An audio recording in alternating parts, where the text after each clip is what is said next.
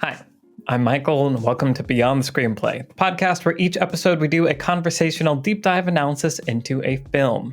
Today we are talking about The Killer, the 2023 film, screenplay by Andrew Kevin Walker, directed by David Fincher, based on the graphic novel series The Killer by Metz and Luc Jacquemont. Hopefully. I'm joined by the Beyond the Screenplay team, Trisha Rand. Hello, everyone. Brian Bittner. Hello, Mr. Petrie. And Alex Calleros. Hi. Okay, so we are in week 6 of our Auteur Autumn Fall season. We are looking at David Fincher today. We started this whole thing with 7 in anticipation of knowing The Killer was going to be coming out. So we talked a little bit in the very first episode of our fall season on 7. Now we're going to dive into The Killer. Next week, we are switching to Ridley Scott, and we're talking about Prometheus on the Beyond the Screenplay Patreon. It's going to be a lot of fun and I think very instructional. I think you can learn a lot by studying that movie. And then we'll, of course, talk about Napoleon the week after, and that'll be our finale. Okay, but so for now, The Killer. So what's kind of fun is kind of out of the blue, I got an invite to the LA premiere of The Killer by okay, Michael. person at Netflix, and that was pretty neat. And so I got to go. It was held at the Academy Museum of Motion Pictures over by LACMA, which seems really cool. Trisha, I know you've been now that I've been. Yeah, it's amazing. It seems like such a cool place. Got to walk the red carpet, and that was kind of neat, and like sit in the theater. The theater is amazing. And then afterward, there's a Q&A with Fincher and the rest of the filmmaking team, the cinematographer and the editor and the screenwriter and Ren Kleiss, the sound designer. So it was really cool. It was a really fun night. Thank you, Netflix, for inviting me. Next time, send me 4 invites, and then we can all go and report back. That would be really fun. I don't know what to make of this movie. I'm just going to say this out loud right now. As we're looking at different auteur things that happen, sometimes if you're a big fan of an auteur, you can become extremely saturated by their thing, such that like it's hard to even know what a non-you person makes of their work. And I feel like that's the point where I'm at with David Fincher now, where I'm watching this movie and I'm just like, I've seen that shot before. I've seen that tilt before. I've seen this camera move before. The way you can look at a Wes Anderson movie and be like, oh, it's a Wes Anderson shot. I have that with like shots of the back of people's heads with Fincher, just because I've seen so many Fincher films. I've studied them. He's obviously a big inspiration. I love a lot of his films. But I just don't know what to make of this. So I'm really curious to hear you guys talk about this movie. My general experience was I was pretty into it. In the first 20 minutes, something goes wrong. There's Rear Window vibes. And I was like, oh, okay, something went wrong. Inciting incident, let's go. And then it kind of like meandered a little bit. And we started a revenge thing. Around the midpoint, it felt like, oh, maybe this is a movie about this guy's obsession with perfection and his mantra like falling apart. And he's going to learn that he's going to have complex emotions and go on some kind of arc. Is where I was at the midpoint. And then the second half of the movie, that didn't happen. He just kind of kept killing people, was sort of my experience of it. So I don't know how I feel about this movie. There are parts I really, really liked, but as a whole, the experience was sort of like, yeah, okay, that was interesting. So I want to hear from you guys. Alex, what did you make of this movie? Yeah, I saw this movie in theaters, which I was happy about because the thing that stood out to me really the most of all was the sound design. I thought it was just an exquisite exercise in like crisp, precise, perfect sound design. So seeing it in a really good theater with really good sound, I thought was like most of what I appreciate about the experience, honestly. And I think the movie does just like, you feel like you're in the hands of somebody who's a master of the craft. And that always feels good, where you just feel like every shot, and Fincher is a perfectionist. Every shot is exactly how he wants it. He probably did 100 takes. He probably, color corrected it and then did it again and then VFX'd in some snow. And so it's like, I know all this and I like it. It's fun to be just like kind of held in a movie that's so formally perfect. it reminded me in some ways of No Country for Old Men, where it's got the same kind of attention to sound design, and there's a lot of like 2+2 going on throughout the story. And so I liked it as this formal experience. But as you were saying, Michael, it these pieces never came together. There's this really constant voiceover happening, the like endless repeating of mantras. And it seemed that something thematic is happening there. And it seems that there's some statement being made, maybe about capitalism or some kind of weird work ethic. But when it ends and when it kind of lands on him saying in the last line, maybe I'm one of the many as well, I didn't know what that meant in the context of the story I had just seen, or what had just happened, or what changed. And so it was a little frustrating. It was kind of like all these pieces were presented to me, and there's this really obvious narration presented atop all of it that didn't seem to cohere into that satisfying kind of period at the end that it seemed like the movie was saying it gave me. So the other thing that's interesting that we could talk about this is just like watching it in a movie theater and then watching it casually at home as I was like cooking and doing chores in that kind of like Netflix second screen sort of way was a different experience, where it was kind of like I didn't have the same expectations of it. It was kind of like this could just be 5 20-minute episodes of Michael Fassbender like doing assassin stuff, and that would have almost like felt better than being presented as a feature film for 2 hours. So we can get into that, but I think there's something interesting here too of like it is a Netflix movie, and should every movie be a movie? If this is split into chapters and doesn't add up to a movie catharsis, maybe it shouldn't be a movie. So those are all my thoughts. Yeah, nice. Okay, Trisha, what about you? Yeah, I'm gonna tell you guys a quick little story about my experience with this movie, which was, so I've seen the last 3 of our movies for Auteur Autumn in the same movie theater, which is a newish theater in the LA area, and I won't call out the name of it here because they are still working out a few kinks. Oh no! Oh boy. And so this time around, I like got my tickets and I went, and I was like, I'm trying to see this in the theater, and I'm trying to do it the most correct way possible. But I walk in there like at basically the starting time of the movie, and there's nobody at all in the theater. And I'm like, okay, this is fine, weird, but it is coming out on Netflix in 2 days. So like maybe everybody's just waiting for that. So I like wait and wait and wait. Like 15 minutes past to the start time of the movie.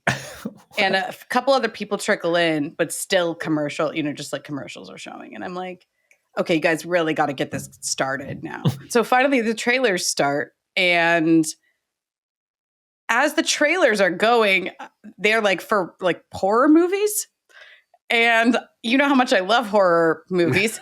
And I was just like, oh, okay, I can't even watch these trailers right now. And like, who do they think is here to see The Killer by David Fincher? Like, there's a trailer for that Thanksgiving movie that I really don't want to see that looks extra dumb. And there was one about an evil swimming pool, apparently, that I simply closed my eyes for the entirety of that trailer. And I was just like, this is horrible. Finally, the movie starts, and within 5 seconds, I'm like, oh no, I'm in the wrong theater. Oh no. The Blumhouse logo came up, and I was like, nope. And I walked out of the theater, and I had been sitting in Five Nights at Freddy's. And in my defense, there was very, very bad signage. So I walked into this movie a solid 20 minutes late after having endured horror movie trailers and the first 15 seconds of Five Nights at Freddy's. And I walked in literally right as the killer shoots the wrong person. And I was just like, Interesting. Yeah. And then about 20 minutes before the start of this podcast, I went back and caught the beginning of it. So I have seen it all now.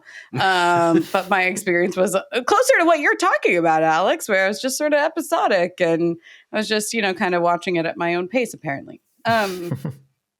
Yeah, wow. That one actually is on me. There was bad signage, but I probably could I have know what you figured mean it in that out theater. sooner. It's like the posters are next to the theater entrances, but it could be left or right. So We all There's like we all know. 6 Yes. theaters at the end of the hall and just 6 posters anywhere. Anyway. And then just a cut out of a guy shrugging. And there's no one to ask. Anyway, listen. Overall, I think this movie is fascinating. There was a moment in the middle of it, as it's sort of cooking along in the middle of the second act, where I was just like, hell yeah, I'm into this kind of movie. Like, I really like the here's somebody really good at their job movie. And this is that, like, that's all this is. And I dig that, right? There's something really fun about the attention to detail and the attention to detail of the central character matching up with David Fincher's attention to detail. I think all of it is really fascinating. And yeah, it's actually really, it's episodic, but the episodes themselves are really taut and watchable, I think. That being said, I walked out of it and couldn't agree more about it feeling thematically hollow, or at least thematically muddy. Thinking back on it and having watched the first 20 minutes of it now, I actually think there's a really interesting, maybe like meta theme that kind of is percolating under it. But I do think that there's, we can get to it, but there's an anticlimax to the final confrontation. Like, even if you want to be generous with the read of like Fincher's commenting on his own work or late stage capitalism and his participation in it, which I think those things are maybe in there. There's still like, I feel like you kind of have to point us to what you want us to see. So like, even if it's in there, you have to tell us it's what it is with the filmmaking.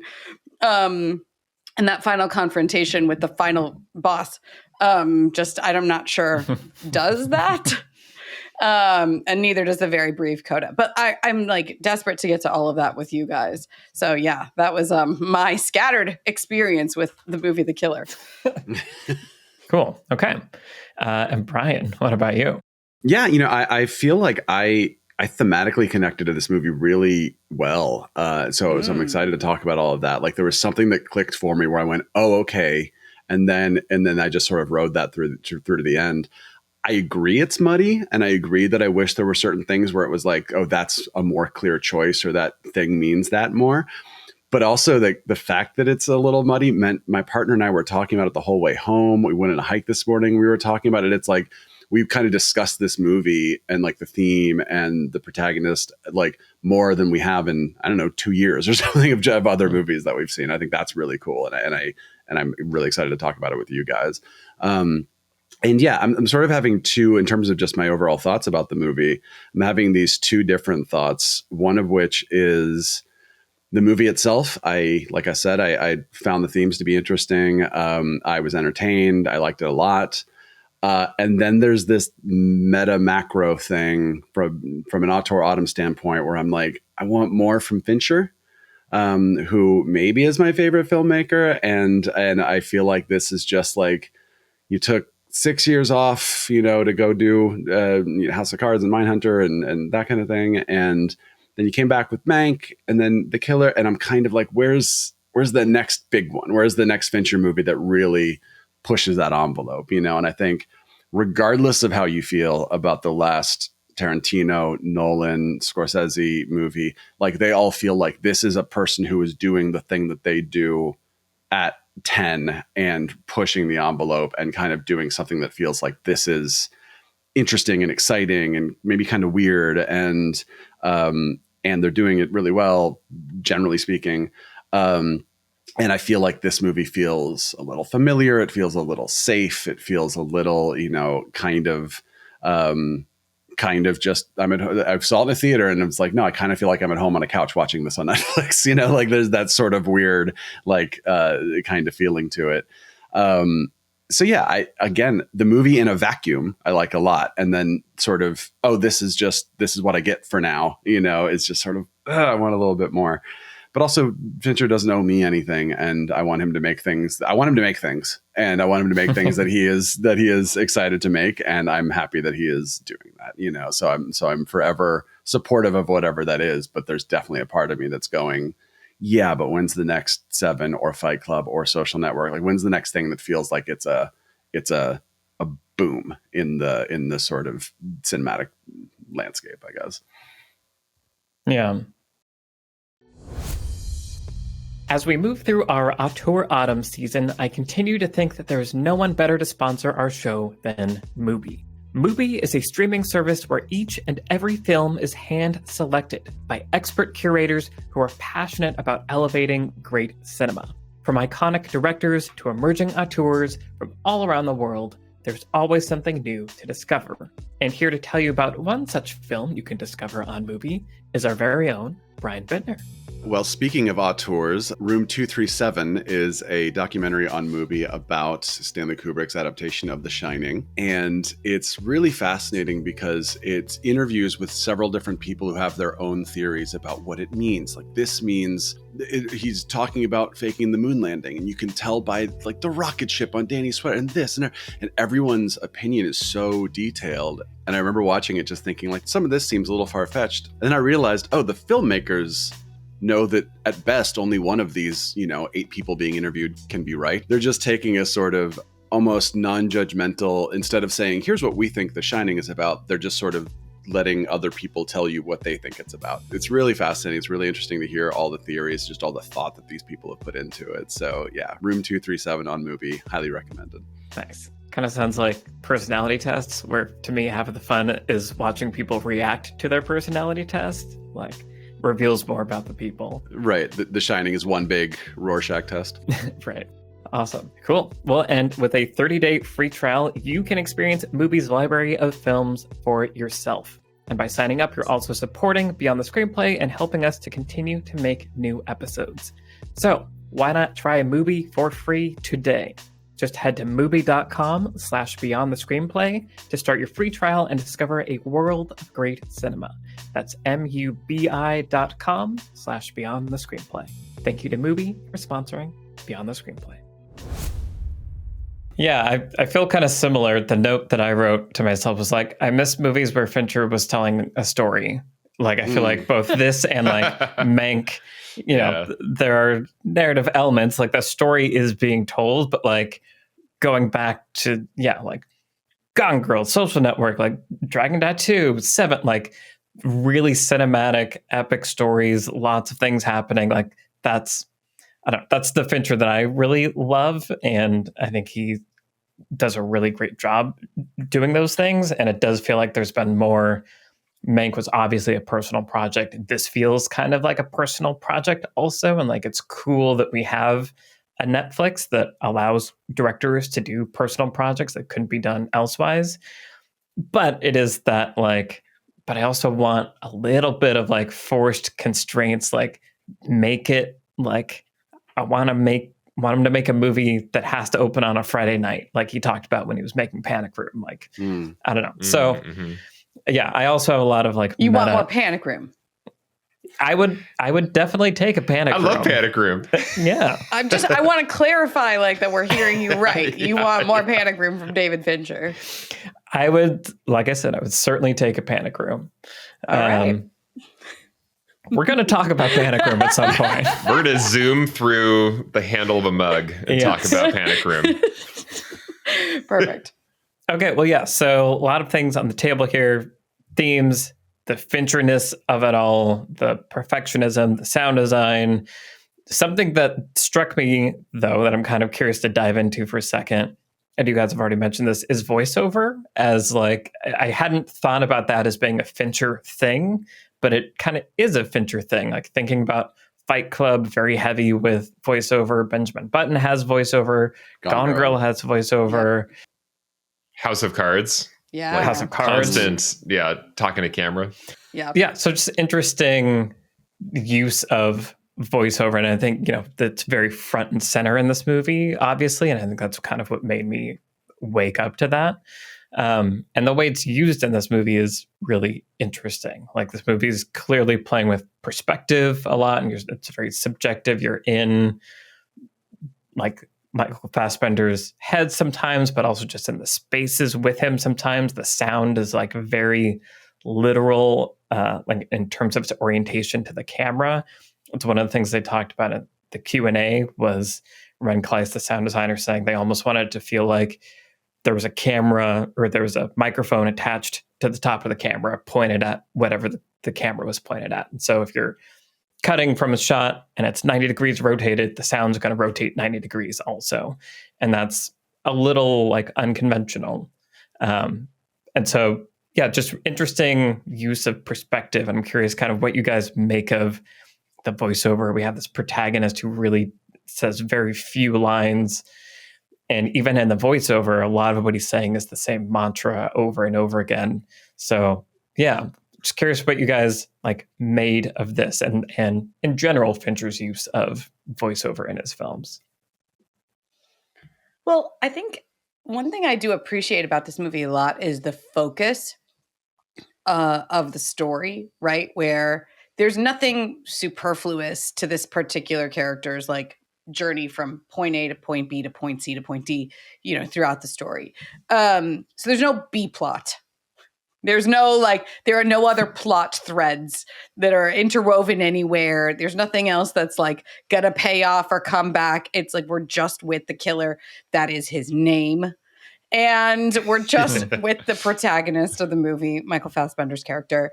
And that's it, right? And so when you have, which I think is fascinating, but does place you in sort of a difficult structural place where often when we're like trying to track with a character, we're seeing them in a variety of situations where, right, like think about the beginning of Casablanca, where, we see Humphrey Bogart's character, Rick. He's interacting with other people in the cafe, his staff. We see him talking to, the Peter Lorre's character, whose name I'm not going to remember. Right, the Peter Lorre character. Yeah. Right. Yeah. But I'll get it. I'll remember. But there are these like little tests, right? Or these little situations that the character is placed in where we can start to see their facade as well as their true self, or, the virtues that they espouse and the way that they act in these other little tests.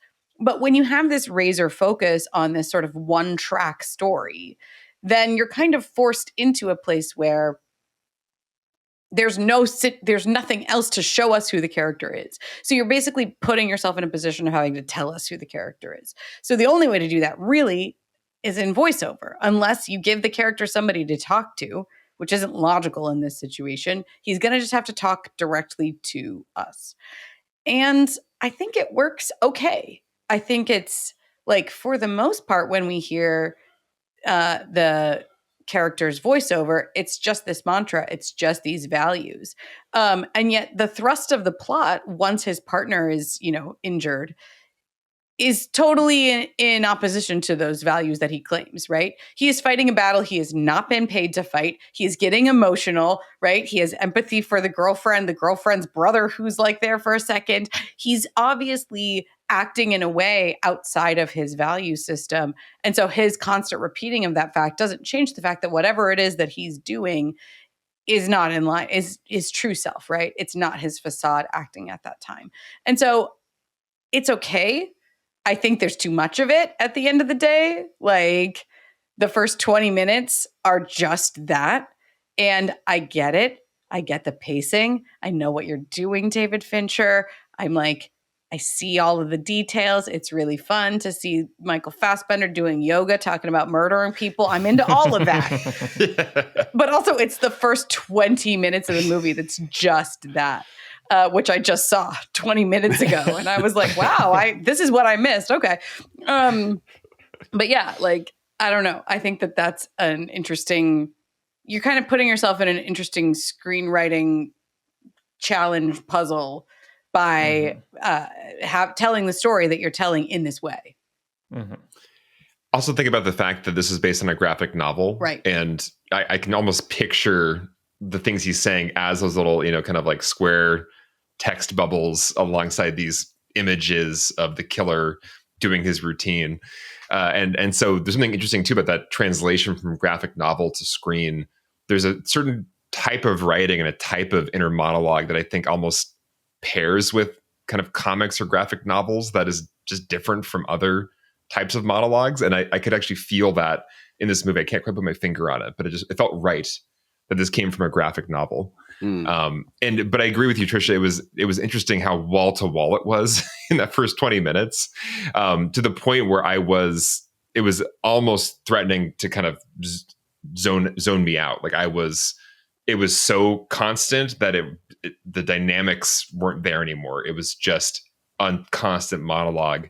And so, Michael, you said that you were kind of like hooked in those first 20 minutes. I was actually getting a little worried. I was like, is this the whole movie? Is it going to just be this? And then I was really relieved when, the assassination goes wrong and there's suddenly a plot development.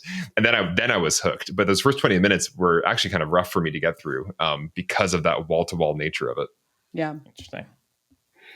Yeah, this was going to be part of my lesson, but I'll just throw it out now and figure out what my lesson is later.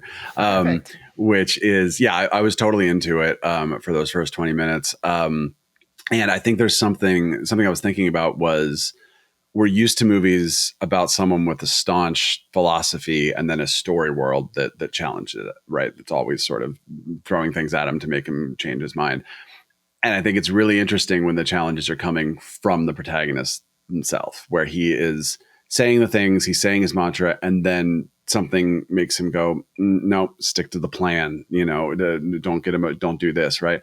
And there's, what's the old, like, Trisha, you probably know the old like English 101 stuff that was like man versus nature, man versus man, man versus self, right? That's how they teach you themes. Right. Yeah, exactly. English, yeah. So I think this is very much a sort of man versus self thing, where he is, we are watching him and listening to him struggle with the things that he is telling himself and continues to tell himself all the way up until the end of the movie, which totally works for me. That like he's just like miserable. Fincher loves his movies about like someone who has a really serious philosophy and at the end is just miserable as a result, like like Tyler Durden or Mark Zuckerberg, just sort of like, oh yeah, that got you nowhere. And the last shot of the movie is just this person being not any better than they were at the beginning.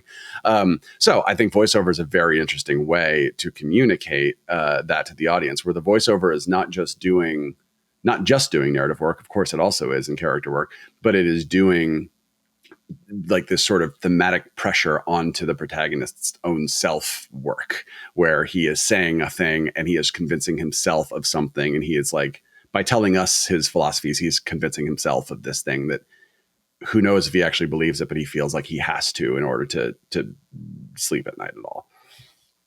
Yeah. Interesting too. Part of what's at odds with his narration is just the fact that he kind of screws up a lot in this movie. And there's actually some comedy there. Like, I think that the movie actually has a lot of funny moments just because it's like, oops, that wasn't supposed to happen. And it's interesting to see a character that both like fulfills the fantasy of the hyper perfectionist, like, killer. He has his neatly organized license plates and everything is that kind of like Fincher fantasy of like a perfect system that you have because you're so good at your job. And yet he's also like screwing up pretty regularly, or just making misjudgments or not quite getting it right. Even the dog isn't fed quite the right amount of medicine to not wake up. So and they're interesting. Like, we have the narration that is almost the fantasy of the Fincher perfect serial killer and the reality, which is kind of at odds with it. Yeah, well, and to me, that's definitely the most interesting part of this movie. And I think why, those first 20 minutes, besides feeling kind of Rear Window-ish, and it was fun to just watch Fincher do like those things, that there was so much narration. It did feel like Fight Club, and it kind of felt like, because we were in the setting up of the movie stage, I had a feeling that it was setting up something that was going to be turned on its head in some way. I do think it probably could have gotten there a little bit sooner, but I think because so much time was spent on seeing how perfectionist he is, like by the end of it, I do believe, he's gonna knock this off. It's gonna be perfect. And then when he misses, the gap it was that much bigger for me. And then I was like hooked and like into the movie. And every time those moments, like you're calling out, Alex, where he's reciting his mantra, we see him, when it goes to New Orleans to kill the lawyer beast. guy. Yeah. We're seeing how perfectionist he is. He knows he can count the number of seconds before the store closes so that he can slip in unnoticed, like all this stuff. And then it comes to the moment and he puts the nails in the chest and he's concocted this perfect like scenario where this guy is going to tell him exactly what he needs to know so he can call 911. But then the narration is like, male this age should last 7 minutes. Bleh, and the person's dead. And he like has a head tilt of like, that didn't go as planned. Mm-hmm. And I'm pretty sure that's basically the midpoint. So, again, to borrow the words that you were saying earlier, Trisha, like the facade and inner self, like I feel like the voiceover and the actions, like all those were layering really well together for me in the first half to put together, just an interesting, engaging experience.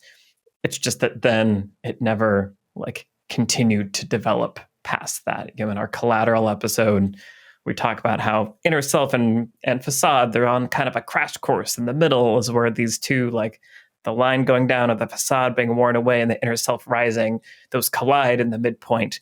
And then the second half is sort of continuing those trajectories and flipping it on its head.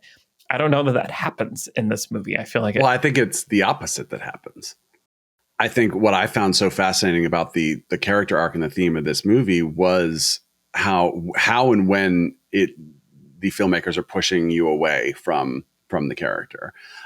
So with Killers of the Flower Moon, we talked about what's character flaw stuff that maybe you could forgive for now and then they'll redeem themselves later, and what's no, this is just a bad person, right?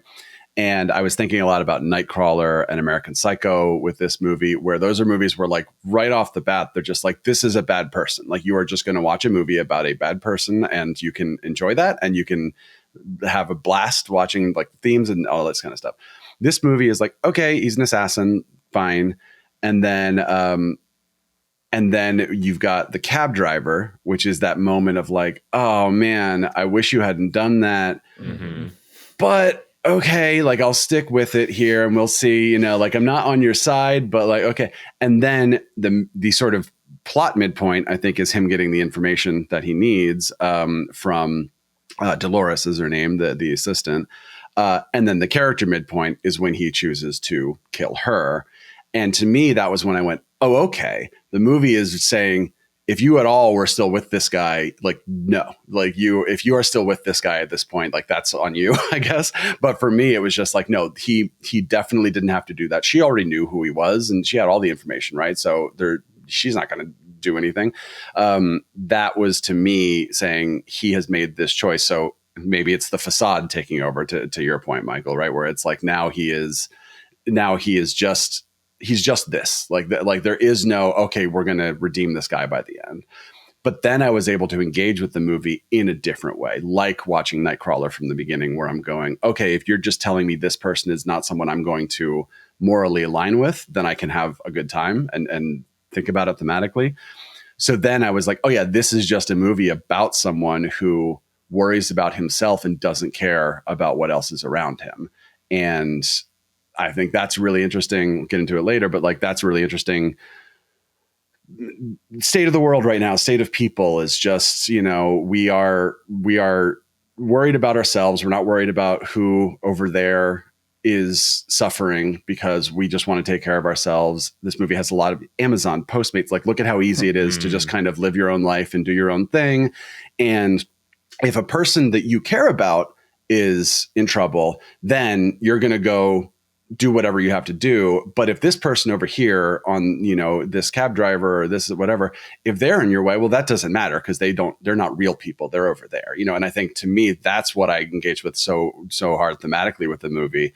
And that's why the second half, once that Dolores moment happens, I was like, oh, okay, now I'm fully committed to why do I not like, what do I fully hate about this character? And then what does that mean? And then the fact at the end, he is still trying to convince himself that what he is doing is right. And his little eye twitches right there before the credits, right? I'm just like, oh yeah, you're telling me that this way of being is absolutely not like a good way of being, obviously. And that's what I found really engaging about the second half of the movie once that moment was kind of confirmed for me, if that makes sense. Yeah. It's interesting though, because which maybe this is just talking about how many layers are kind of happening in this movie, but I read that midpoint as kind of the opposite, where like, to me, him killing the cab driver was like, you didn't need to, like, this, I don't know, he's a kid, like, that was bad.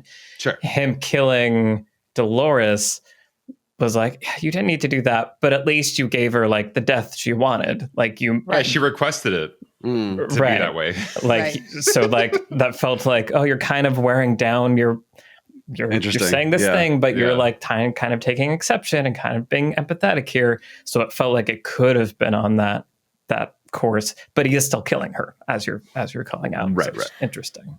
I read that moment the same way, Michael, because when he goes into the bathroom and she's handcuffed to the thing, right? She's like, I have kids. Like, I know how you can make things seem. Like, just don't make it look wrong. He looks down at her, into her face, and then we hear the like, forbid empathy. Empathy is weakness. It's like, it's almost like the movie is, he's experiencing empathy sort of against his will, and he's trying to tamp it down. And then he cuts her loose. And then, of course, he does kind of make it look like an accident, right?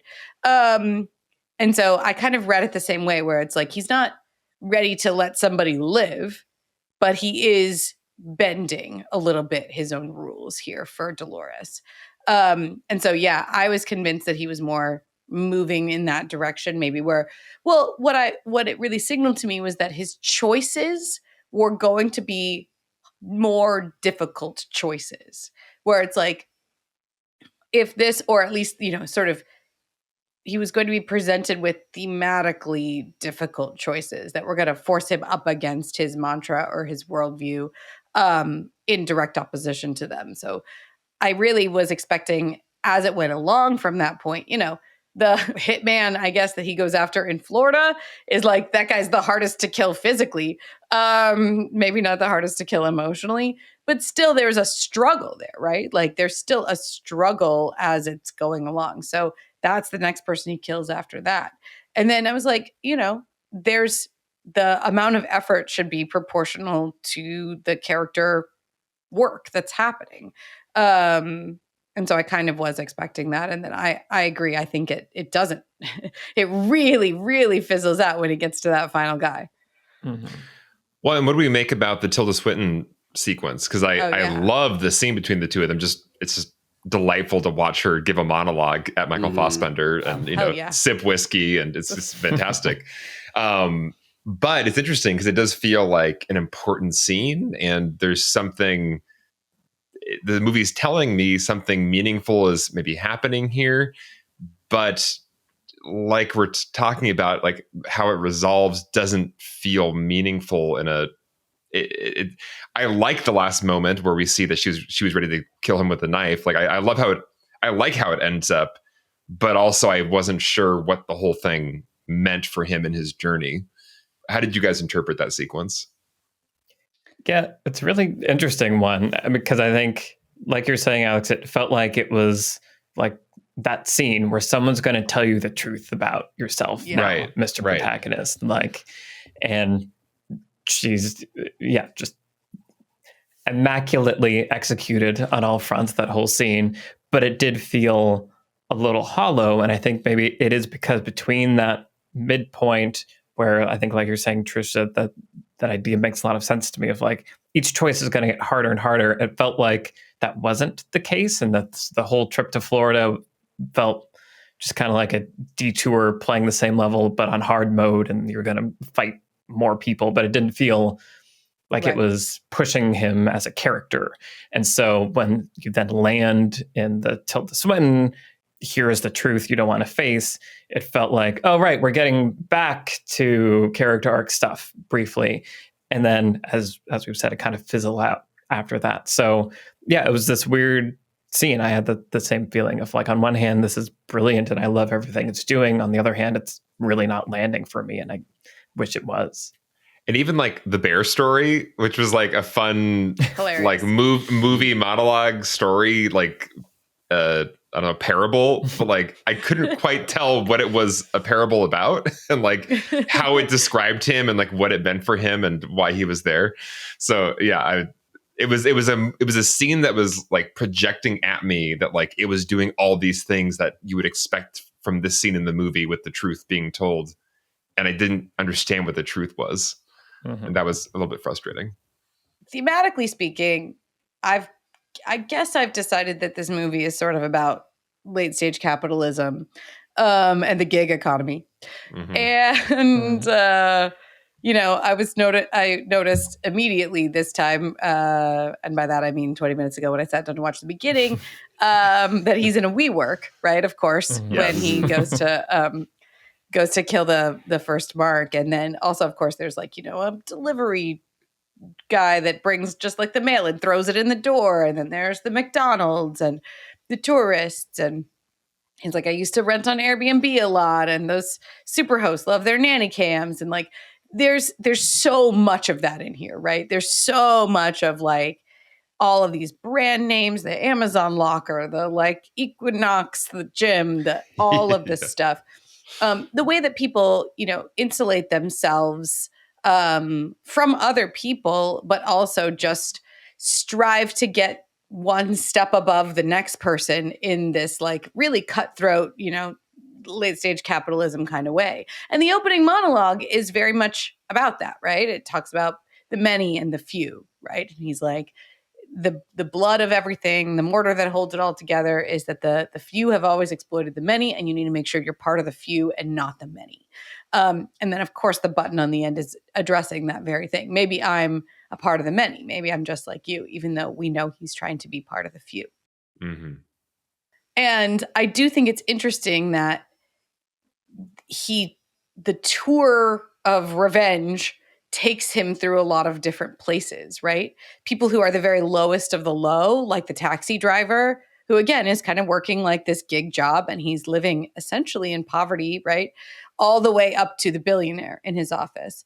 And I think that the interesting sort of crux scene, as we're talking about with Tilda Swinton, is in this very upper class. She's not the very, very top of the heap, economically speaking, but he comments on it a lot. He's like, what are you doing out here in the suburbs? What are you doing among the normies, right? And she's got her regular table at her fancy restaurant and apparently her personal bottle of whiskey that she just gets to drink from whenever she like shows up and sits at her regular table and knows the waiter by name. And she talks about being comfortable, right? Having enough money to be comfortable.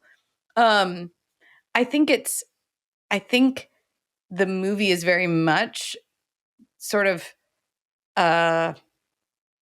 grappling with, at least in the text, his participation in this, right? He talks about not having any sort of country or creed, but he is adhering to this, like, I just want to have enough money worldview, and believes that everybody else is doing that too, that everybody else would stab you immediately if given the chance.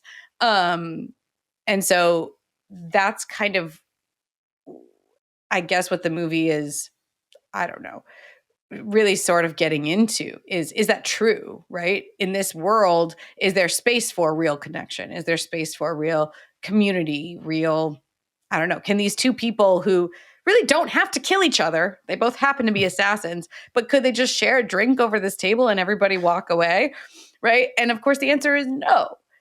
It's a bleak look at the state of the world, but I do think that there are a lot of signposts or sort of thematic engagements with that idea to essentially hold the movie together. However, I wish once we got to the billionaire, it was like, and here's where it all ends. The man at the very top, here he is. Like, what do we do with this guy? I wanted it to be that. I wanted there to be really, really clear, textual, here's where all of this stuff that I've been like, the water that I'm swimming in, all of these things, the consumerism, the like, all of the cutthroat everything. Here's where it all comes together with this guy who's pulling all the strings, who owns all the corporations. What do we do with this guy? And then the movie's just like, I'm going to walk away, which I think in itself is an interesting commentary, right? I mentioned at the beginning, like, right? Is there no escaping this? Is there any way at all to like deal with this guy, or do we all just walk away and go try to sit on our own beach somewhere?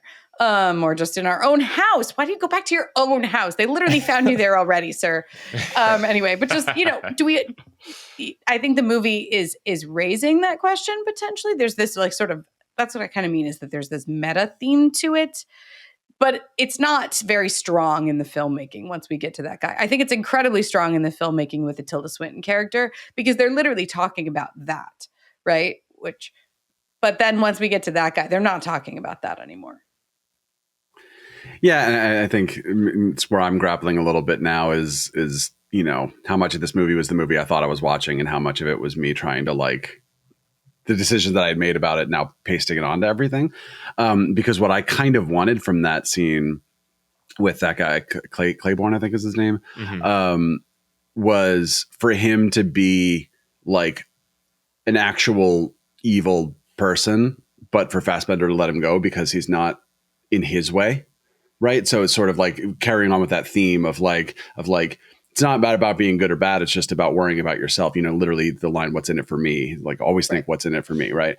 To me, I think that was the line that struck me. So I almost wanted the guy to be like the most killable person in the movie, but he's like, no, we're fine. As long as we're fine, I'm good, or whatever. Right. I wanted it to like you said, really hang a lantern on the thematic, like this is what we're trying to say.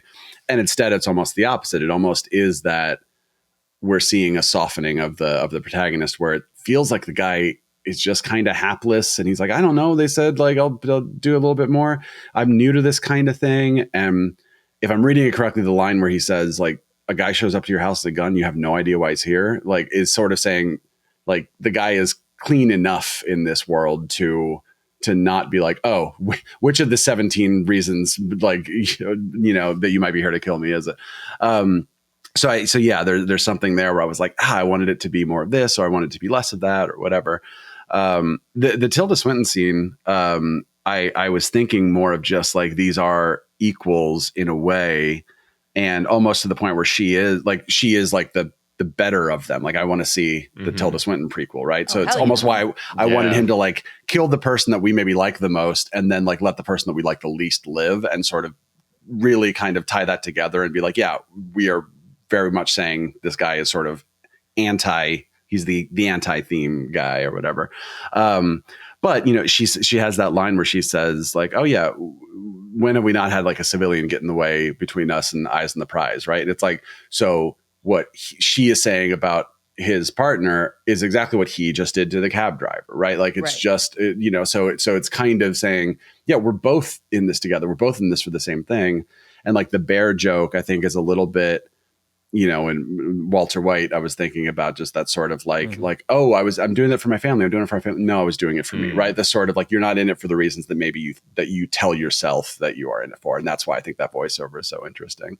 So yeah, again, I like that there's so much to sort of mull over, but I agree that part of the reason we're mulling over it is because it's not as clear and it's not as concrete as we want it to be. Also, watch the scene at the beginning of the Tilda Swinton scene where he sits down, where he grabs her purse and then sits down.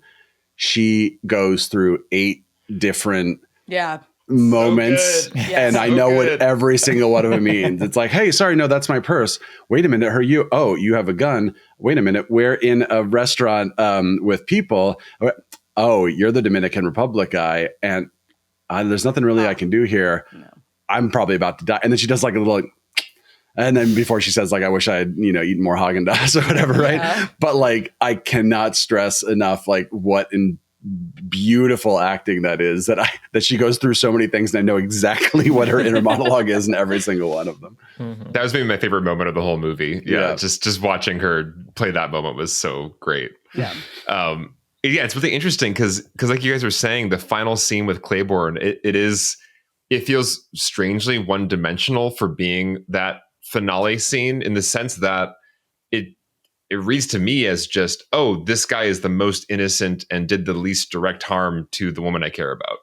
And so therefore you shall live, in kind of this, like almost like old fashioned, only the guilty get to die in my code. Which feels at odds, like we're saying, about the other like late stage capitalism, gig economy, soulless heartlessness of his inner monologue. And it made me think also about when we talked about Dune way back when. It's, if you've listened to this podcast for a while, I've probably mentioned Dune quite a few times. I love the Denis Villeneuve Dune Part 1 movie. I'm mad that Part 2 is delayed. It's coming finally in March. But I do feel there's a big weak point in Dune Part 1, which is kind of the end of the movie, which culminates in this kind of underwhelming sequence, I would say, of this knife fight where Paul kills a man for the first time. And that is positioned by the movie as like the turning point. He has now crossed the threshold, now ready for Part 2. And yet the whole movie didn't really set me up for that as like the thing for Paul. And so when it happened and it was over and we're raced to the finish, I didn't feel like I had just finished a big movie. It was just another scene that happened. And I had the same feeling with this Clayborn scene, where it didn't give me that last big scene of the movie feel. It was just, okay, that happened and now we're done. And it's interesting how movies, both those films, seem to be doing something interesting thematically, and yet it's not giving me enough. It's not pointing me enough at the themes in the moment to feel that satisfaction that I want, that catharsis you want from a 3-act feature film structure. Mm-hmm. Yeah. On my way home from the movie, I was brainstorming. Now, at the time, I hadn't seen the first 20 minutes, but I was brainstorming like what would have tied it up, I thought. Mm-hmm. And I thought, if there's this idea of like, don't fight any battle you're not paid to fight. Ask yourself, what's in it for me? If this billionaire offers him a lot more money, right, not to kill him, that's like the most boring version of the way the scene could go. But it would align with something, right? Where he's like got the gun up perhaps against this guy's head, and the guy's like, no. What if, I pay you this much money? It's so much more than you could ever make and ever.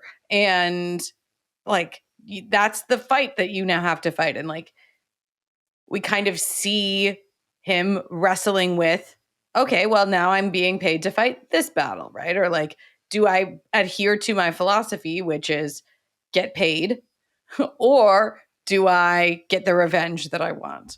That's a boring way that the scene could go, but something like that, where he's there, presumably he's taken a lot of work to get to that guy. The last time we heard from him in voiceover about his decision to even go after that guy in the first place was like, this could be a really tough guy to get, but like, screw it, I'm going after it. Okay, so we've seen you kill everybody else. You're coming after this guy, presumably to kill him. So what is making you change your mind? It has to be something. If you're headed in one trajectory, there has to be a climactic choice not to do it. I had this other thought that I was like, if maybe the downbeat ending is this guy is exactly like me in some unexpected way. Right. That's why I don't want to kill him, or there's something he gets in there. So, okay. Let's say the killer character is a collector of rare watches, something. Like, he doesn't have any hobbies or interests that we can tell. But what if he did, right? Like, what if along with his Apple smartwatch on his wrist, he also has like a vintage Rolex or something cool? Then he gets into this guy's apartment and he also has like some kind of collection. It doesn't have to be rare watches. It could be, like whatever, statues, art, something. The same piece of art that Fassbender has in one of his storage units. I don't know. Like, something that signals to us visually and to him that there's a similarity here, or like that actually this guy has the same values that you have, and that there is going to be some way that you guys can meet on terms. Something like that makes him change direction. Whereas right now, it's just kind of like he gives up and walks away. He's like, oh, you won't come after me again? Okay, never mind then. And that doesn't feel like anything. Yeah. Yeah, it's really weird scene. He does say, as he's talking to himself about going after him, that, like you're saying, Trisha, this will be a hard one because the police look harder the more wealth you Right. have. So it Right. feels Right. like there's a bigger risk in this person ending up dead for But him. bring it up again, like once Right. you're in the No. guy's apartment. Right. That's the pointing thing. Like we can have this ending just remind us like that's why he made this choice, not because he felt morally obligated. Well, and Mhm. and that doesn't feel like regardless a powerful character choice or like a thematic It doesn't. statement either. And one of the things that I believe Fincher talked about in the Q&A about that scene was sort of like the killer gets there and this guy is like the most clueless out of everybody. And so maybe that plugs into, late stage capitalism. Everyone's hustling, trying to get to the top. He gets to the top and it's just a dude, like it's just another human who knows. It's just an idiot. It's just an idiot, right? Like no one actually is running the show. There isn't an evil bad guy at the top. Like it's just people running around being people. Maybe there is no few. I don't know. But again, like that's still not clear and thus not satisfying because it doesn't plug in. There are all these places that have been set up where you could plug in some cool things, but we don't have the pieces at the end to plug them in. Yeah.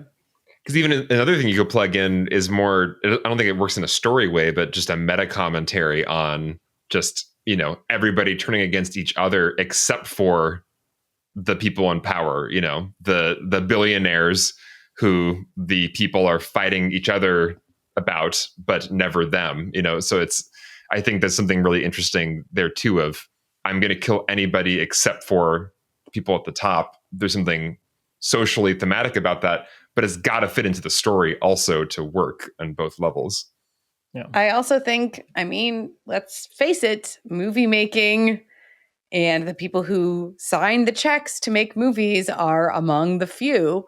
And I do think that there's something an auteur can say, potentially on a meta level, about his employers. And I do think that there's perhaps something here. David Fincher commenting on his own career, right? He's been very critical of consumerism and capitalism all along, and people's worst impulses and society's worst places. And, I think maybe there's not a shrug here, but like and this is who the devil is. It's just this dummy. But I can't kill him because he's still signing my checks, right? Like there's perhaps there is something there. But again, I think you could have done it with a little more teeth if you were going to do it, maybe, I don't know. I think it's interesting that like to think about the way that Fincher maybe does or does not relate to the protagonist of this movie and perhaps the facets of society that have unintentionally been like hurt or caught in the collateral damage of some of his commentary or and then the people who he's not ever able to actually touch with the movies that he makes because he's still making movies at the end of the day. Yeah, I don't know. I mean, it's interesting. Why don't we move into lessons? And my lesson is kind of about Fincheriness, so we can kind of carry that over there. But yeah, so lessons to take away from the killer. For me, it's a very simple one, which is don't do fake handheld. Maybe no one else in the world cares but me, but it drives me insane. Like I saw the trailer for this and there was handheld shots and Fincher doesn't do handheld. Like he hasn't done a handheld shot in like 15 years. The Social Network has a shot that begins as a tripod shot and then becomes handheld. That's really cool. And then a couple shots in what's it called? Not the House of Cards, but the other one, Mindhunter. A couple of those shots or a couple of those things have handheld, and in the final shot of one of the Mindhunter seasons, there's a shot that starts handheld and then becomes like tripod, but you can't do that unless you're stabilizing it in post. And I hated it there. Anyway, I saw the trailer for this. There's handheld, and I was excited. And I thought, okay, good. Someone's shaking Fincher, and he's going to shake the camera. It's going to be great. And every handheld shot is fake digital handheld, Fake like handheld. added on top of it. And it was just like the most Finchery thing that, like, even when you are going to pursue imperfection, you have to have complete control over your imperfection. And my lesson is it's too much. Like, it's too much. David, I love you, but just if it's going to be handheld, let it be handheld. I found that extremely distracting throughout every sequence of this movie. That's actually like the beginning of the second act. I was just so distracted by the fake handheld that I wasn't even following like the plot half the time. Anyway, so that was my experience. Don't do fake handheld, everyone. That's my lesson.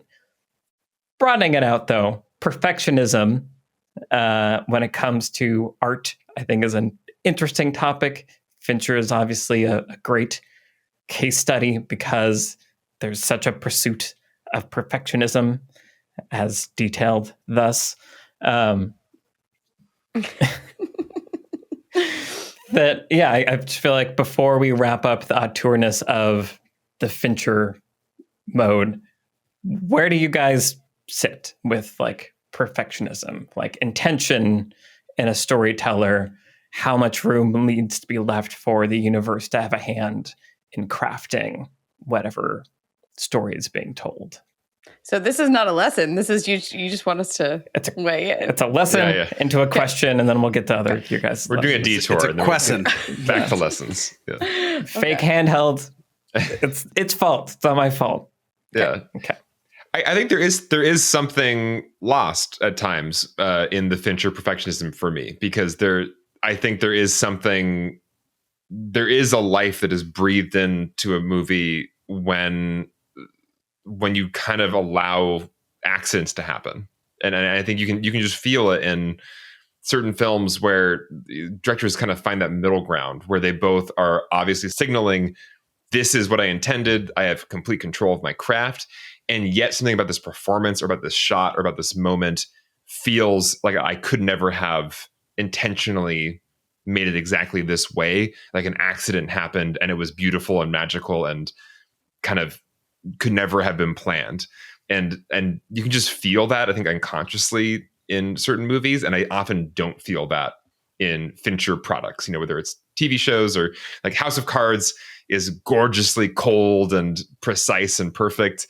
But there's often scenes that don't feel very alive. They're ice cold and delicious in their own way, but there's like a lifeblood missing from it.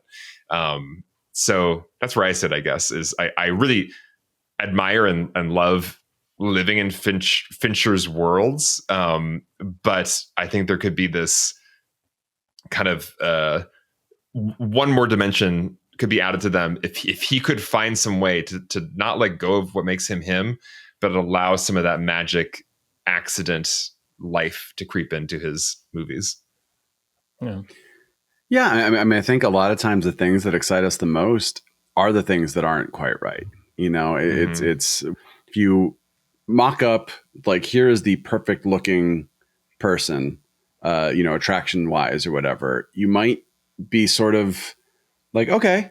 But then it's like when someone's like off a little bit, that makes it feel like you're the only one who like has a crush on that person, then that's like more like, oh yeah, because they're kind of different looking or whatever, right? And you realize like you're one of a million people or a billion people who feel that way. But yeah, I also think that we talked about Seven, like the ending doesn't quite like do the thing that you think, and it's like I almost prefer that Seven is kind of messy at the end in terms of like, but wait, who is and then how did that work, right?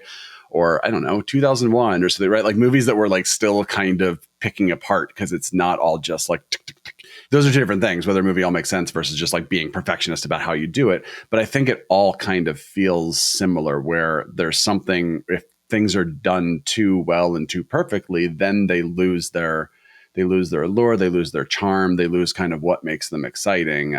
Whereas when there's something raw about it, whether it's they didn't have the budget, so they ended up having to do this, or whether it's that person decided to do this way because they just wanted to go against the norm, or whatever those things are, those tend to be the things that we talk about as the things that I think excite us the most. Mm-hmm.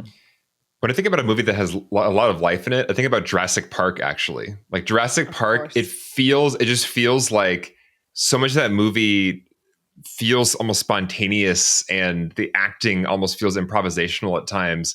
And yet it's this like highly crafted blockbuster, but there's like weird moments in it, like, and like kind of odd performance choices that all ultimately like feel right, but it has this almost quirky life imbued in it. I don't want David Fincher movies to feel like Jurassic Park, but I think it's an interesting example of like a highly produced blockbuster that is bursting with this accidental aliveness that we're kind of pointing to.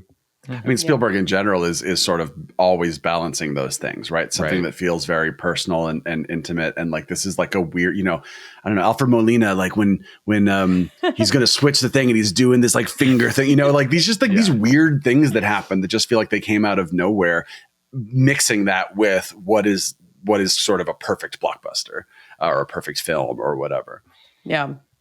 I mean, I like humans. And I prefer them to robots personally. But as I don't know, I really feel the struggle as someone who is a total control freak, but also someone who believes in like people and magic and like all of our foibles and all of the accidents that happen when people get together to do things, because there's so much like push and pull, and we're all bound by like time and space and money, and it's really difficult to want to control everything and also not being able to control everything. And so I think that like the greatest filmmakers have held both of those things in tension, and I think that that's like probably for the best. I think you need to be pulled in both directions. I think someone should make you compromise here and there. I don't think anybody should pursue perfection to the detriment of the present and the magnificent chaos of working with people.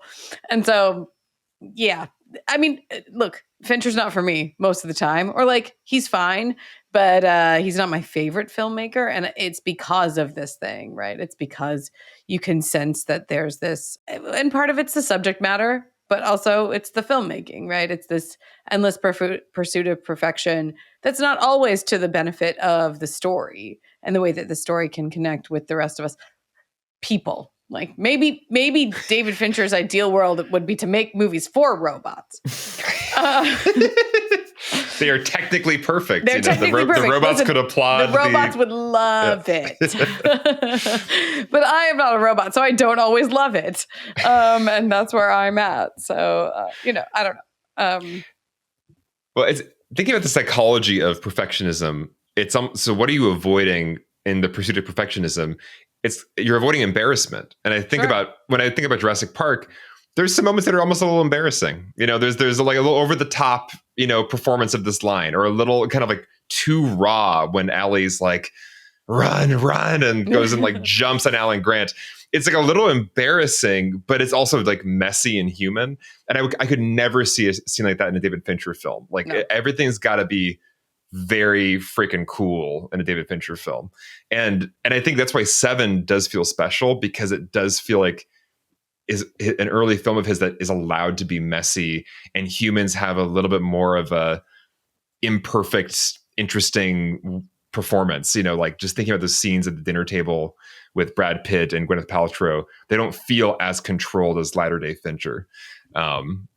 Because I feel like he doesn't want to be embarrassed. Maybe I'm just projecting, but that's what it feels like. It's too cringe to have something be too like. Feelings are too cringe. Yeah, exactly. It's too raw. It's too emotional. It's too awkward.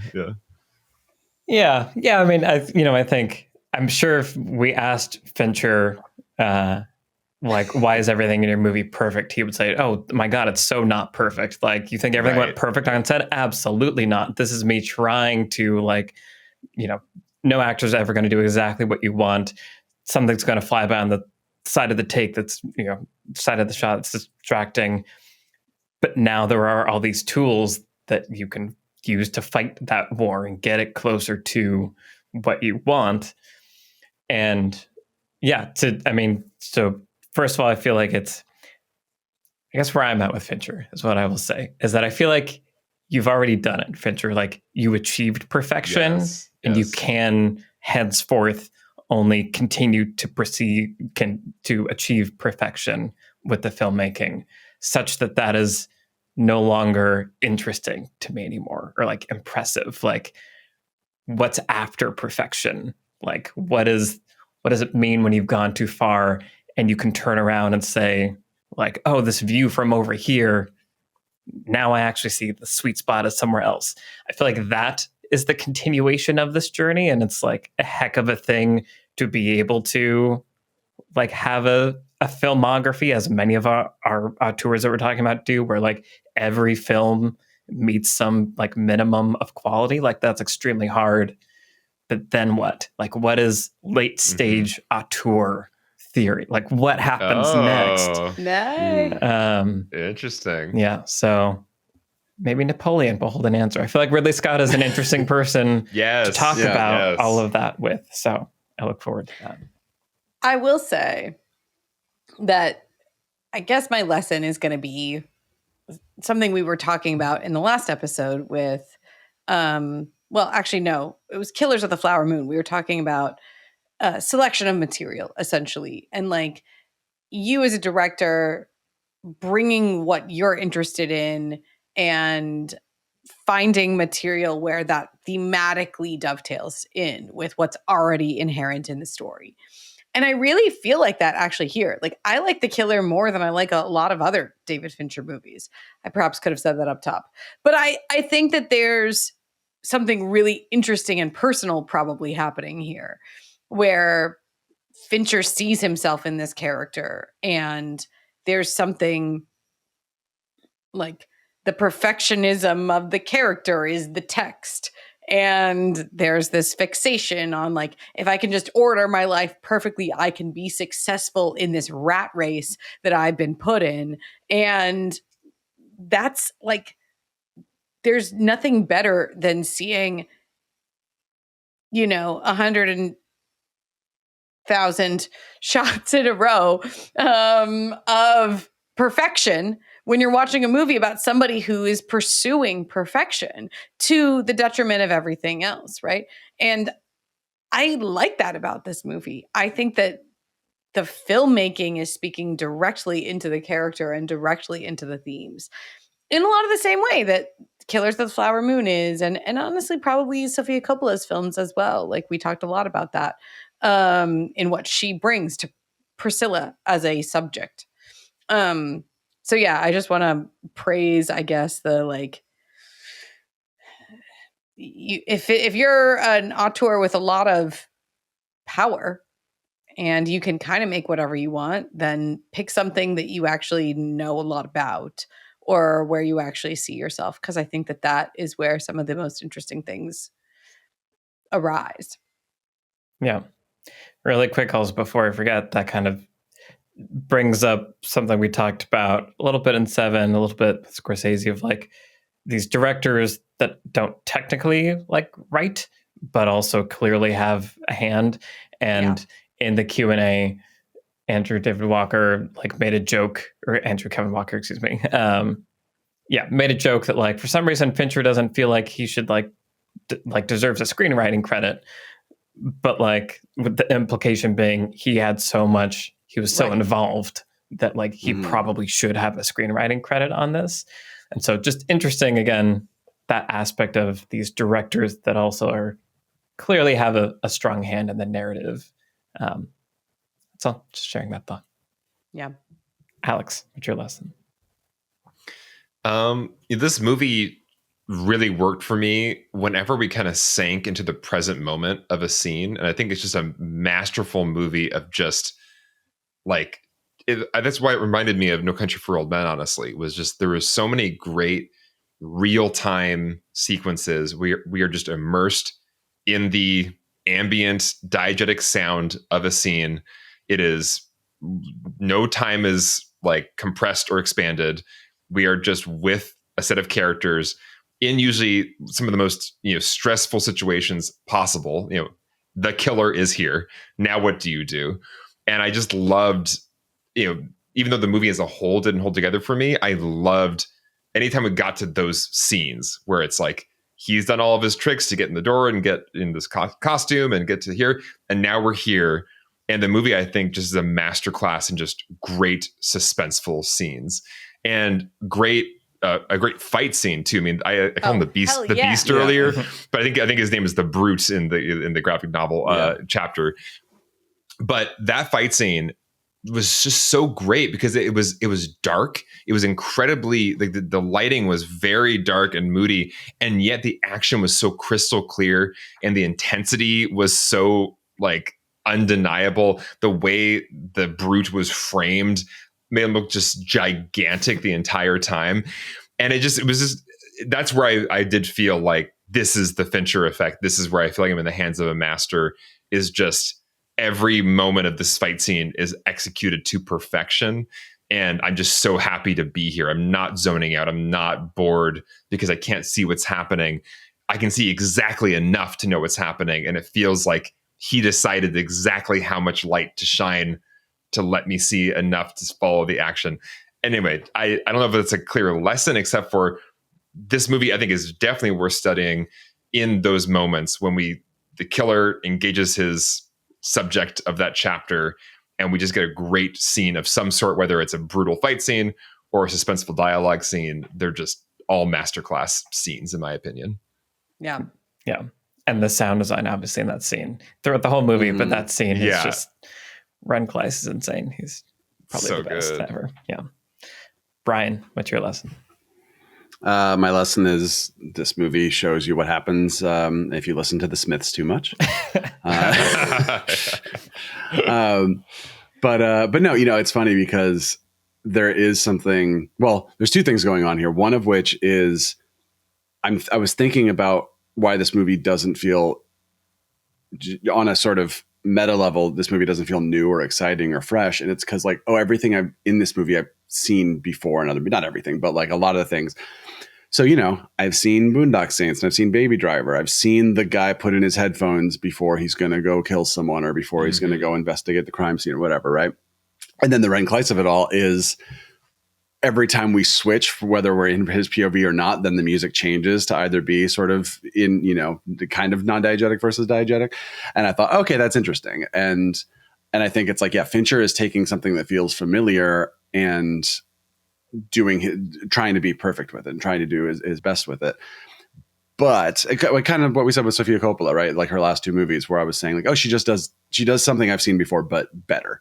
But I will say that I think there is something to be said about knowing what ideas are already out there and knowing what people have seen already, right? So it's like putting the headphones in to go to work. I'm digging up my guns for revenge because I'm John Wick. Here's all my passports because I'm Jason Bourne. Strong John Wick vibes. Here's my sort of soulless voiceover as I talk about my mantra because I'm Patrick Bateman, American Psycho, or other Fincher movies that are, the sort of Fight Club, nameless protagonist doing it, like Execution at Everything, which is the tagline of this, was the tagline of one of the Hitman games, and obviously the whole Hitman franchise, like very similar kind of stuff.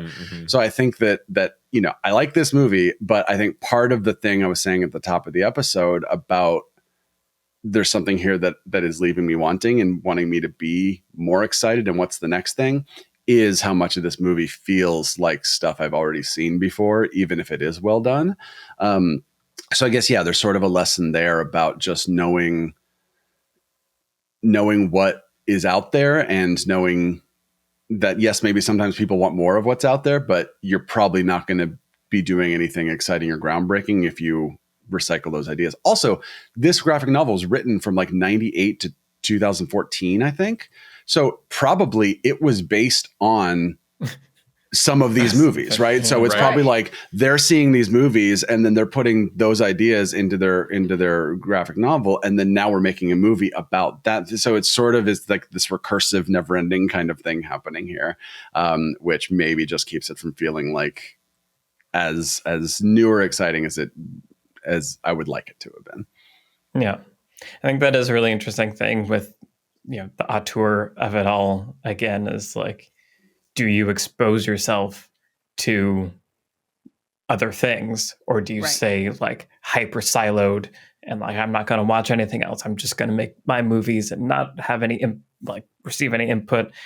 And like, there's interesting arguments for both ways. I really, at the Q&A, would have loved to ask who he makes his movies for, like who he imagines the audience for, like who he imagines the audience being when he's making these films.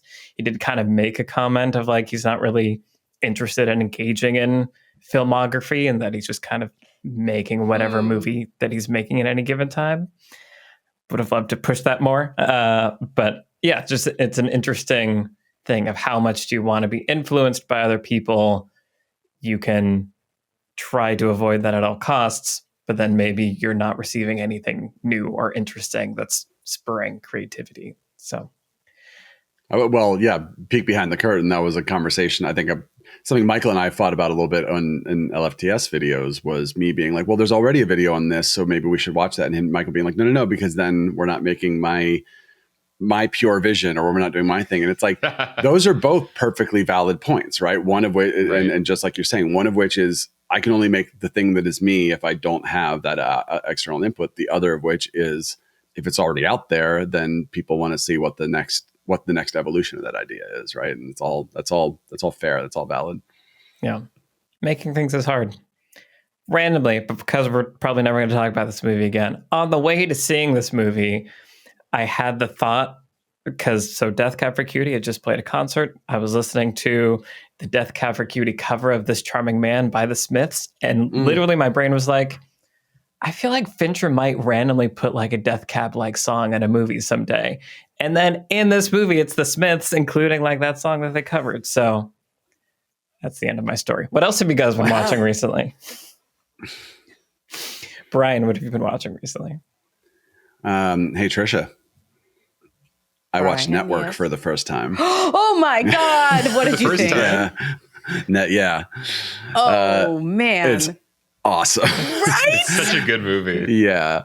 Network, 1976. Let's talk about it. Yeah. Sidney Lumet. Network. Yeah, with Faye Dunaway, William Holden, Peter Finch, Robert Duvall. I don't even want to say anything, because it's like, you who are listening either know what this movie is. Like, if you haven't seen it, you either know what this movie is, so you kind of have an idea of what you're going in for, or you have no idea what this movie is, in which case stay that way and just go watch it as soon as possible. Drop everything. Go watch. Yeah. I knew the sort of the memeable, that in that Planet of the Apes Godfather way where all the references, right? And it's like, I knew that much, so I kind of knew what the hook of the movie was. And then I just had no idea where it was going to go. And it's so cool where it goes. And it's so crazy that it goes, like, just every character will go as far as they go. And it's so entertaining. And you can see how Aaron Sorkin just basically was like, I want to take every scene from Network and turn each scene from Network into its own show or movie. It's like, oh, that's the opening of Sunset Strip. Oh, that's all of the Newsroom. Okay. Yeah. And man, what a great movie. Like, there are movies that I've been watching recently where I'm like, oh yeah, I appreciate why this is thought of as like one of the best movies of all time. And my appreciation brain is on. And Network, I'm like, I appreciate it so hard, and I'm having such a blast watching it. And that's a really cool blend when that can happen. Nice. I should rewatch it. I have not seen it in a very long time, and I think I've probably forgotten most of it, but I remember loving it. Also, Faye Dunaway is incredible. Yes. Yeah. Alex, what have you been watching recently? So in the last episode, I mentioned that I went and saw X, which is an A24 horror film starring Mia Goth.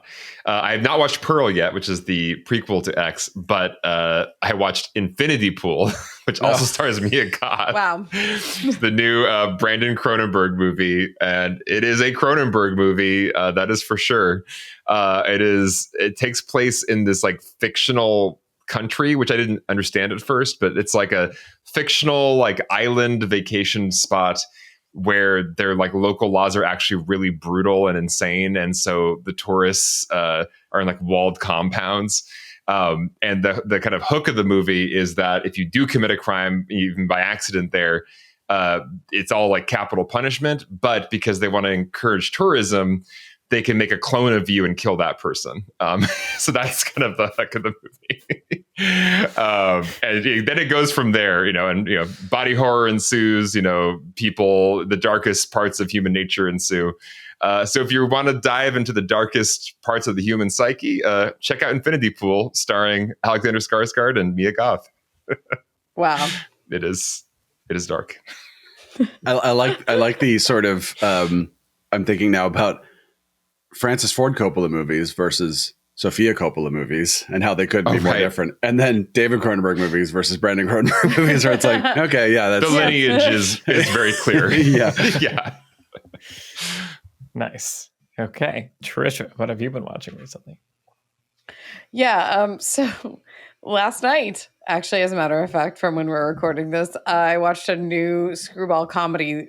It's very old, but it was new to me, a screwball comedy that I'd never seen before. Five Nights at Freddy's. Listen, I'm going to be mad about that for like a long time. Listen, I know that that's based on a video game and also that middle schoolers really love it, but I did not really love it. We'll put it that way. No, so I watched The Palm Beach Story, which is from 1942, starring Claudette Colbert and Joel McCrea. And I really just enjoyed this movie. It's a screwball comedy from the golden age of screwball comedies, and who doesn't love those?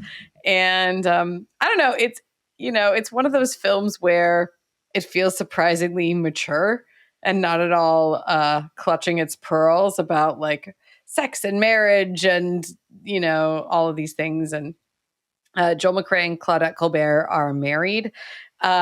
He's a failed inventor who needs $99,000 to like fund his greatest invention ever, but he's totally broke.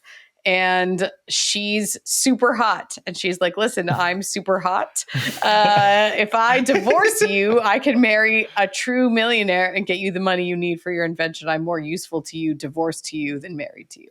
Wow. And so she goes to Palm Beach to get a divorce, and hijinks ensue. It's great. It's just really great. It's really watchable and fun. And it's among the greatest screwball comedies ever, apparently, but I'd never seen it. And I had a blast. My mom is visiting me right now, so she and I watched that last night and laughed our heads off. It was wonderful. Nice. That sounds fun. We should do screwball comedy sometime. Oh, yes. I feel like we should do that. Fun. Yeah. Nice. Agree. Okay, Michael? well, I'm going to do the requisite talking about the latest Malcolm Gladwell podcast now. And I feel like it's thematically, I think it connects because a big focus of the season was a 6-part series on guns and gun violence. And I feel like a lot of us have made up our minds on how we feel about guns in general. What I appreciated about this dive into guns was all the different angles that the podcast takes and sort of looks at culturally. We have sort of this myth of, cowboys, and you got to wear your own gun to protect yourself. You never know what's going to happen. Where did that come from? And so he looks at television and Gunsmoke and sort of like this myth of the Wild Wild West that was entirely fabricated by television writers that actually didn't reflect the gun control laws, and the Wild West were actually extremely progressive, more than we have today. So he talks about that. He talks about why we're using court cases from hundreds of years ago when our Supreme Court arguments. He looks at how guns kill people and homicide rates and what actually determines homicide rates, and how doctors have just gotten so good at keeping people alive that in many cities homicide rates are going down when gun violence is shooting up exponentially. And so basically it's just this really interesting wake up call of even if you feel like you're kind of tuned into the conversation, there's all these factors that we kind of often think we have a intuitive sense of or common sense knowledge of, and he pokes at those and does a nice little wake up call for lots of things, which is really interesting. How far away you live from a trauma center also determines how likely you are to die from gun violence. And spoiler alert, a lot of the poorer neighborhoods, people of color, are the furthest away. And so that's often why neighborhoods of color have the higher homicide rates. It's not because they're shooting. Anyway, just a lot of really interesting things. And it felt like an appropriate call out for a movie called The Killer, which there's lots of guns and killing people. Nice. Yeah, it's really interesting and engaging. Really depressing about the Wild West. Yeah. They had stronger gun control laws than America in 2023. Yeah. Here we are. The city of Dodge, where it's like, oh, I got to get out of Dodge. And like, oh my God, it was so wild. Like, yeah, the crime rate was like way less than like Actually most of very our chill average. in Dodge. Yeah. Yeah. So anyway, just good to have those wake up calls occasionally. Nice. All right. Well, this has been our conversation on The Killer, and wrapping up our conversation about auteur David Fincher. Next week, we will be moving into Prometheus and conversation about auteur Ridley Scott, who we've talked about a lot of his movies. So I think this will be we can draw on that. We can look at Prometheus, try to figure out lots of stuff about that. That'll be really fun. Very much looking forward to Napoleon the week after. If you want to listen to the Prometheus episode and help us make more episodes, then head over to the Beyond the Screenplay Patreon and support us. You'll get access to that episode as well as our Killers of the Flower Moon episode, which is also a really fun conversation, and our Rear Window episode that happened back in September. Again, it was fun to see like that first sequence of The Killer. I was like, oh, I'm glad we just talked about Rear Window because it's kind of the same. I'll stick to the plan. Just remember what's in it for me. Another great real-time scene, that Rear Window scene when the like diplomat or whoever that was arrived in the hotel. So good in The Killer. Yeah. Yes. Like, so good. That is a casting swap now, Brian, that is in my head. And that would be amazing. We want to say thank you to our producer, Vince Major. Thank you to our editors, Donovan Bullen, Caleb Berg, Graham Harther, and Eric Schneider. I'm Michael Tucker, and I'm joined today by Trisha Rand, Brian Bittner, and Alex Calleros. All of our Twitter handles are in the show notes. Send us a tweet and say hi, and we will see you over on the Beyond the Screenplay Patreon next Friday for Prometheus. Bye, everybody. Bye-bye. Bye.